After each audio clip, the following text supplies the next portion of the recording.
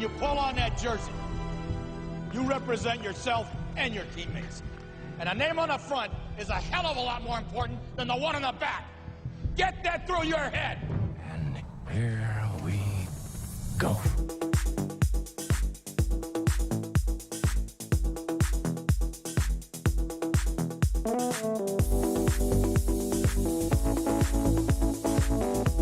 And it is no good. He missed it. Are you kidding me? The season can't end like that.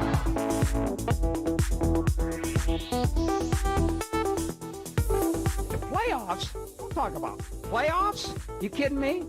Playoffs? I just hope we can win a game. What we've got here is failure to communicate. We all go a little mad sometimes. Some goofball in a hat and a red shirt. Now he takes off the shirt. He's running down the middle by the 50. He's at the 30. He's bare-chested and banging his chest. Now he runs the opposite way. He runs to the 50. He runs to the 40. The guy is drunk, but there he goes. The 20. They're chasing him. They're not going to get him. Waving his arms. Bare-chested. Somebody stop that man.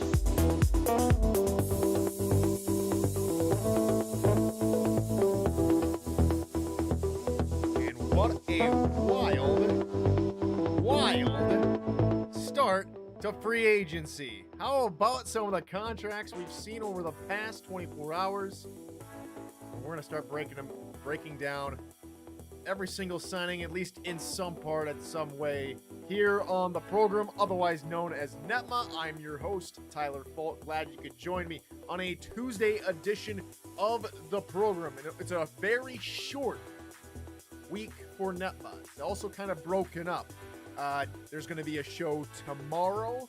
There may not be a show on Friday, all depending on a couple of circumstances. I think the league is doing their schedule release the 9th, which would be Thursday, which leaves Friday after SFL M games for a show Friday afternoon.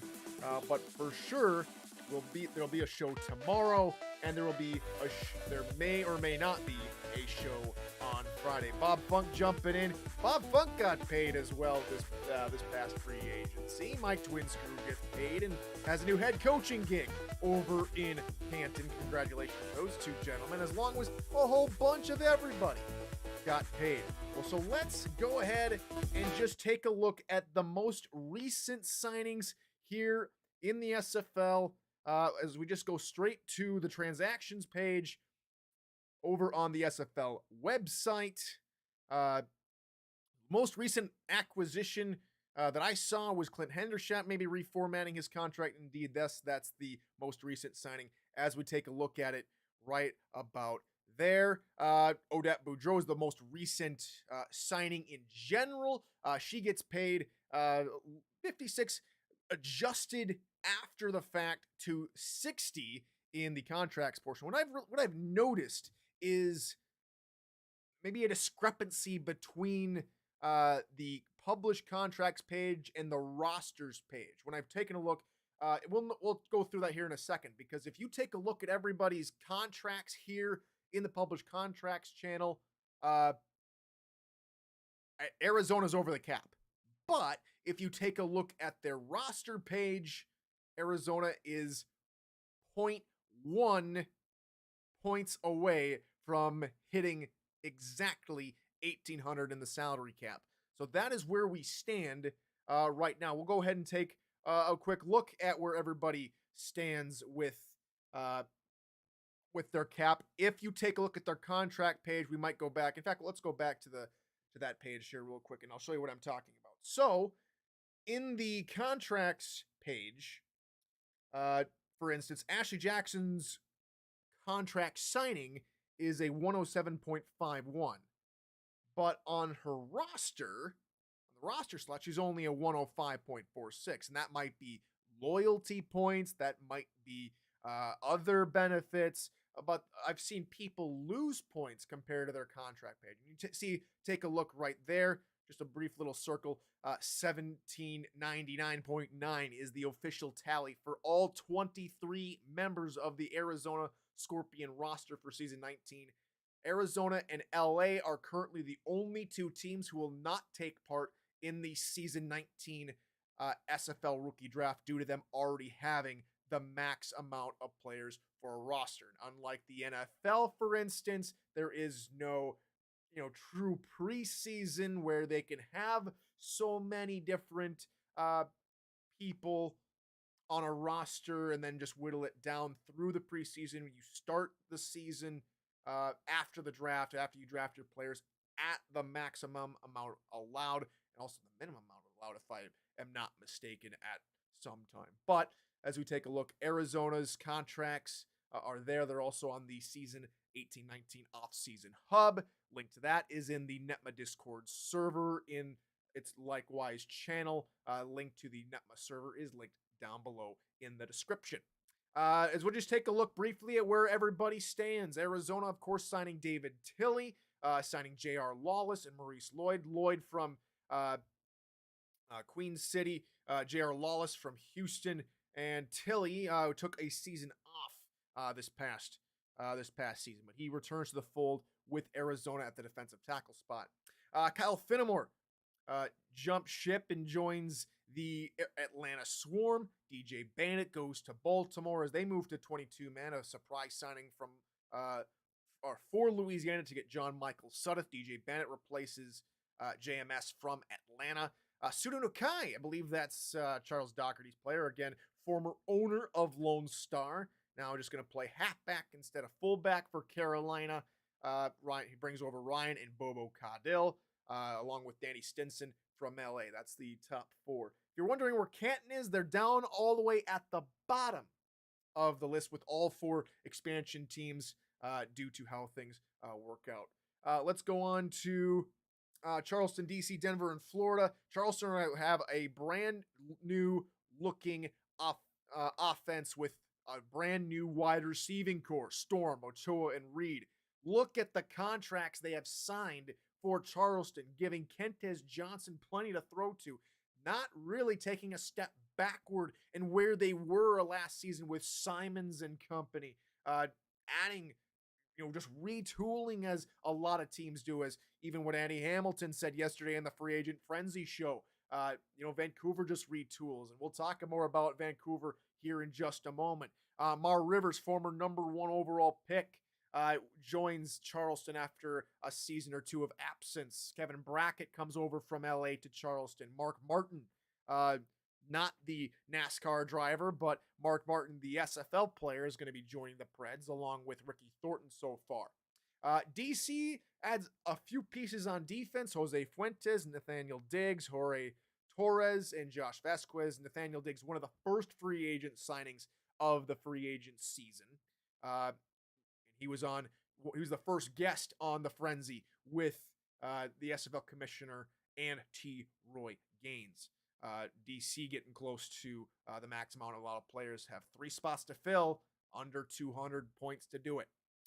Denver only adding 1 so far. That's Stephon Forge. Their defense, they still need a whole bunch of their defensive signings, as a lot of their players left, including Adam Wiseman to be the owner over, or co-owner, I should say, over in Indianapolis. Meanwhile, for the Florida Storm, they sign Art Vandelay over from Portland at one point, who made the spectacular grab with Ottawa back in his SFLM days.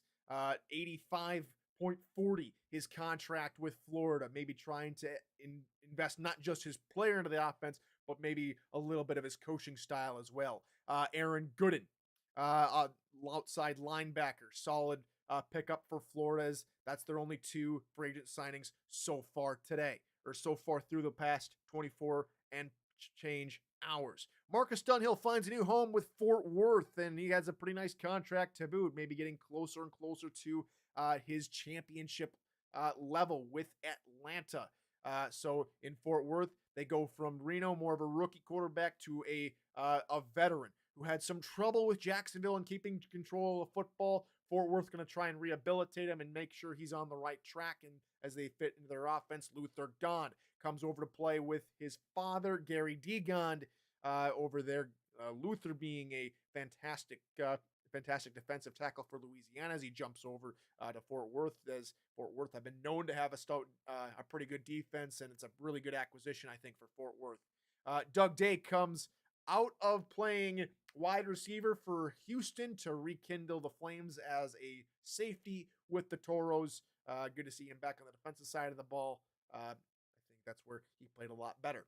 And we talked about it a little bit earlier. GP Wells got paid, as that's the biggest contract for a free agent so far in the past day and a half. GP Wells gets 124.48. GP Wells is going to have him a whale of a time in Houston. A nice fat contract for GP. We'll see what Houston's able to come up with. They also signed Talon Steele from Jacksonville, and they also signed Keenan Samuels, I believe, out of Tulsa. Good pickup on the outside linebacking spot. Meanwhile, over in Jacksonville, Caesar Ackerman comes into play tight end, replacing Talon. Joey Schwitt comes into play defensive tackle. Those are the only two signings for Jacksonville. Las Vegas signed Hubba Kimbrell and Jared Crow. Hubba Kimbrell, again, a lot of folks jumping ship, no pun intended, from the Corsairs to different organizations. A bunch of them spreading out, not really a whole lot of them sticking together. However, I believe, let me just double check here, Jared Crow is also a former member of the a former member of the Corsairs from last season. So at least those two stick together. Let's go ahead and move on to next four teams: London, Lone Star, Los Angeles, and Louisiana. Terrence Weary, the only true free agent signing out from London so far, as he takes the helm in place of Mike St. Green. Again, little bit of a gap between him, Callie, and Highwind, but London like to use three receivers, and they will get Weary the football, I think. So a good pickup for London, I think, in Mike St. Green's stead. We'll see if they're able to get him about the same production that they were able to get out of MSG. Over to Lone Star, again, changing ownerships, a few new acquisitions. Two former Revs join the fray. Garrison Blue, probably teasing everybody. I'm going here. It looked out from the outset from a certain media outlet that he was probably going to the Glory. That ends up to be true. B. Robo also joins his former teammate in the red, white, and blue of Lone Star, Rain Rie, who was jabbing at Commissioner Cameron Irvine in the convention chat earlier in the SFL official Discord, that he didn't get his name mentioned. Well, Rain, I got you covered, buddy. You're here on NETMA, and you get mentioned as you join Lone Star from London. Matt Fennick joins the Fennick brothers, and so there's a trio of Fennick. So an ace to deuce connection ends up with a Matt kick to take home all 7 points. So a Fennick triple play for all 7 points. When that happens for the first time, that better be coined or something like that. Whoever gets that call for Lone Star, I think we'll have to come up with the official title of what we're going to call that. As we move on to Los Angeles, Logan Jack going to be the GM over for the Lycans as they rebrand this past off-season. He gets a nice, healthy contract, $112, $38 for him, along with Shea Carroll coming on board with LA, and John Nevels and Chad Stinson both join. Nevels and Stinson, I believe, both from Carolina in the past couple of seasons as the Lycans start to retool. LA, again, the only other team that so far will not take part in the rookie draft. So only currently 26 SFL teams in the rookie draft coming up later this month. Louisiana signed former Charleston wideout Lyric Da Vinci at a 90.69. Nice. John Michael Sudduth again joins from Baltimore to take over for Garrison Blue. And Louisiana, I'm told, very happy to have both as they continue to work on retooling and getting ready for season 19. As then we move on to Mexico City and Motor City. Mexico not really doing anything currently, still just in the re-signing phase. One of 3 teams I've noticed, 3 or 4 teams that have yet to sign a free agent. So either they're waiting on their players from season 18 to sign before they start signing their free agents, or they're just looking straight at the draft to take their future acquisitions. Motor City, again, relocated from St. Louis. Orain Darby and King Rashid both signed pretty nice contracts, and no quarterback yet for Motor City. As we take a little bit of a look at maybe a couple of the free agents, and a spoiler alert, Tom Pepper's a free agent. Johnny Reno, that should be, I think, Indianapolis, if I'm not mistaken. I think Johnny Reno's signed. So all known quarterbacks that have yet to sign a contract that were on SFL teams last season have signed a contract, which means Motor City, where are they getting a quarterback? Which rookie's getting their name called for Motor City? Thank you, Mr. Black. Yes, Reno is in Minnesota, not Indianapolis. I apologize again. Trying to go off the seat of my pants here with a couple of signings. And you're right, Mr. Wright. A former Minnesotan, I should say still Minnesotan. What am I saying? But again, I'm not going to say that I don't have a soft spot for Minnesota, but I should know better, right? Give me some more shade. Give me some 2 and 10 shade. Why don't you? All right, yeah, Johnny Reno in Minnesota, not Indianapolis. Thank you to everybody here in chat. Getting me a little bit of extra help. All right, so Motor City, Portland still without a quarterback, more than likely a rookie, or maybe even Tom Pepper getting the name to go to going out of Canada and going to the lower 48. Maybe we'll have to see. Portland still taking their time with free agency. Queen City, though, again, they were the team with the most holes to fill. And so no surprise we see them being up there as one of the teams to have a whole lot of signings on day one. O.J. Bruin will be the starting quarterback. The lefty moves from Portland to Queen City. Adrian Ellis, Stephen McMichaels join him on the offense. And then 5 signings for the defense for Queen City. Stackhouse, Sobolka bolster the defensive line with Andre Krim remaining stout and loyal to the Corsairs. Kappa Jones comes over and will play middle linebacker. Mike Jones, who makes pretty big tackles, I'm told, will be the corner, or be one of the couple corners. Him and Ted Haynes, first 2 corners to sign contracts for Queen City. And that rounds out the rest of the free agents. On to the second to last 4. San Diego have only signed 7 people officially. That includes Scar Patterson, who signed during the opening hours of free agency. But they are the team that have one of the least amount of signings. That they're a team that existed in season 18. Just curious from a San Diego perspective, are we just taking our time? Is something wrong in San Diego? Is it just a matter of we know what we're doing, we're just taking our time? As the days go by, we get closer and closer to the end of free agency. Still about a week and a half to go for free agency here in the SFL. Sioux Falls, another team without a quarterback and without a whole lot of signings. Only 13, no free agents so far here in the off-season. Let's take a look at Tulsa and Vancouver, why don't we?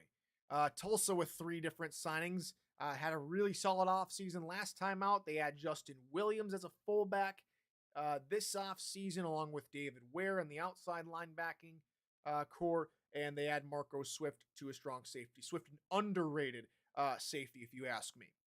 Vancouver, this was probably the biggest story coming out of the Pacific Division. Christian Brown will take over as the starting quarterback for Vancouver. That is I think, besides GP Wells getting paid a bunch. It's the biggest story coming out of the last 24 hours. Pepper, last season, had a contract of 114.01, which is about a 15 or just under a 15-point difference. Had a couple of things that made him special. And I think what's going to happen this season is it's going to not really be a story of domination from the quarterbacking perspective like we've seen from Vancouver.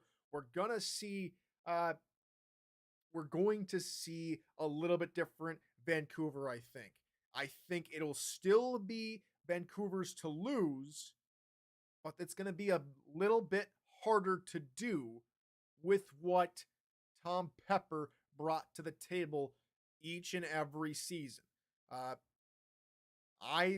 If I had to give maybe a possible, not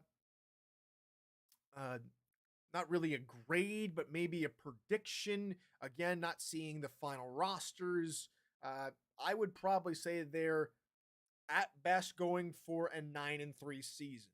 I think they're going to lose a couple extra games. They will not win double digits this time out. I think it's going to be a learning curve for Vancouver, but we'll have to see. Justice Blackwell comes on board to replace Kendra Hall in the wide receiver receiving core. That's the only two free agent signings.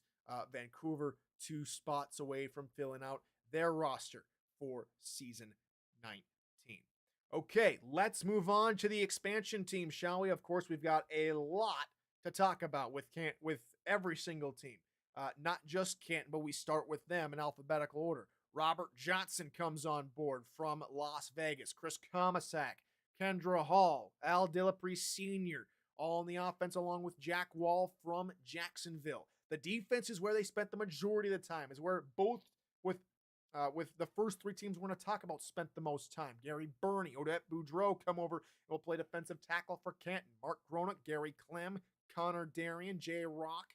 Next couple of signings. The safeties, there's 3 of them. Bob Funk, Frank Bernstein, and Evan Lacey. That's a surprise signing, as Canton were able to lure Evan from Lone Star to Canton. A surprise, in my personal opinion. Rob Ems will do the kicking for Canton. Indianapolis signed Colin Pierce. He also will do a couple other things for the Ramblers.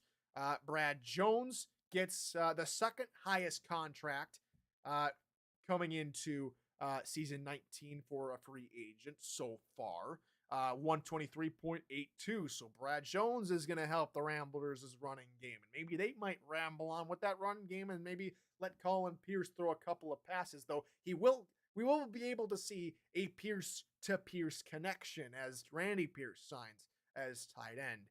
Going over the fullback, Chris Britton will jumps on board Indianapolis' bandwagon along with Ryan Roosevelt and Jeff Banfield at wide receiver. Derek Genko, Dobbins, and Joseph all join the defensive line. Blake Prime, Ernest McRae Sr. are the corners so far, with Kanye Rockefeller coming on board from D.C. to play free safety, and Larry Barr will do the kicking for Indianapolis. Over to Minnesota now. Johnny Reno will be the first official starting quarterback. He currently has the highest contract among quarterbacks, and there's only 2 of them out of the expansion franchises. Colin Hart comes over from Louisiana, and that maybe signals the end of the 2-back system for Louisiana. Though if you're eagle-eyed out there, you probably saw a couple of teams, including Mexico City, maybe going the direction of a 2-back route. Adam Banks also jumps over from Louisiana. Will join Jay Taylor and Buchanan Simons from Charleston in Minnesota. We know about Jason France, as he was announced as the GM prior to moving over to Minnesota. He'll play tight end. They have their entire defensive line sorted. Buster Johnson, Max Knight, Mark Mello, Angela Meerkat. How about that for a stacked defensive line? Minnesota is going to not only have some weapons, but they've got a good D-line, as B.J. Lovelace, Axel Raven, and Juan Mississippi all jump on the linebacking core. Johnny Bravo comes from Charleston. Some really big names here, some big body guys, some really good defenders, some capable hands in the wide receiving core. Matt, you could say that about pretty much every single club in the expansion category. They've got some things working for them. Daniel Wright, Cody Griffin in the defensive backfield, along with Bravo and Derek Meerkat as well, also coming from, I want to say, Mexico City. The one team that's maybe fallen behind everybody else, well, that's Seattle. And we'll talk about Seattle and why Ethan Kai is marked in red. And no, it's not because I hate Ethan Kai. I was taking a look at that contract page, remember? And I think it has something to do with a specific owner player as Ethan Kai signs as a base level defensive tackle, but is not listed in the official contracts page for Seattle. So I wonder if that's the case. And maybe Ethan's just taking, maybe it was a signing that maybe got removed, but again, not officially announced yet. But so far, their lineup is David Gear, Zachary Patton, and wide receiver Paulie Truth at the tight end. On the defense side of the ball, just defensive backs currently, Daniel Valentine, Brady Clark, and Nana Leahy. So, as you can imagine, there is still a lot of work to do for a lot of clubs. We still got a week and a half for free agency and re-signing, and we still have the draft to get through. So nothing is set in stone. We still got plenty of talk about as we go out through the rest of the week and as we get closer and closer to the draft and the end of the SFLM regular season. 2 weeks to go in the minor league, and we have a team that is already bowing out of the playoff picture and a team that's already clinched the number 1 seed. So unfortunately for Madison, they are out of the playoffs, and congratulations to San Jose. They are undefeated at 6-0. They are the number 1 seed, as every other team is, well, they're going to be fighting tooth and nail for spots 2 through 4. And that is a really quick rundown, and I tried to fit as much as I possibly could in there, of what happened over the past 24 hours, or 24 hours plus, I should say. What a crazy, crazy off-season this has been. I've enjoyed it. Hopefully you guys have enjoyed it too. And we'll talk tomorrow about the off-season, about SFLM, on tomorrow's show of the program, otherwise known as NETMA. Until then, everybody, morning, good afternoon,